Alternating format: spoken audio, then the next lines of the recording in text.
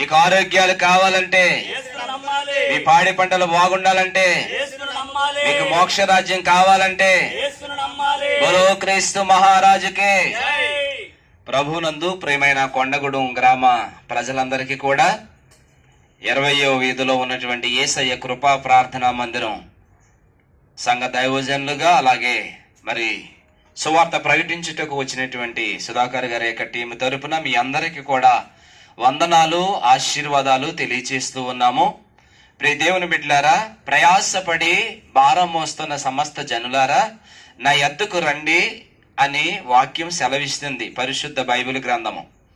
ఈ లోకంలో ఉదయం లేచింది మొదలుకొని రాత్రి పడుకునే వరకు కూడా భర్త కొరకు భార్య, బిడల కొరకు కుటుంబము ఇలాగున ఎంతో ప్రయాసపడుతున్నారు, కష్టపడుతున్నారు.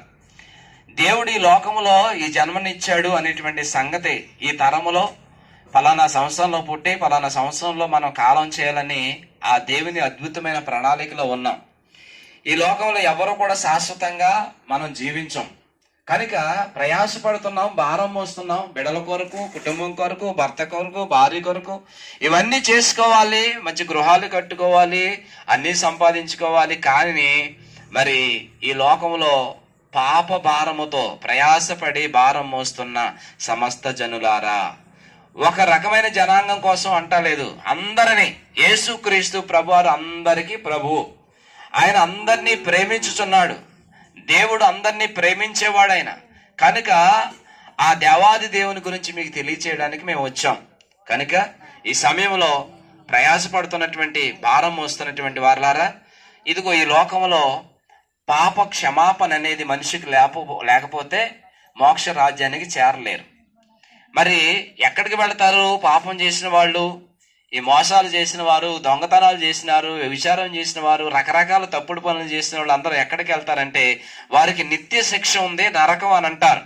కనుక ఆ నరకము నుంచి తప్పించబడాలని అంటే నా యొద్దకు రండి అని యేసుక్రీస్తు ప్రభువారు అంటున్నారు. ఎందుకనంటే ఆయన పాపక్షమాపణ కొరకు ఆయన రక్తం అంతా కూడా చిందించిన వాడు, మనుషులందరి పాపం కొరకు చనిపోయిన వాడు.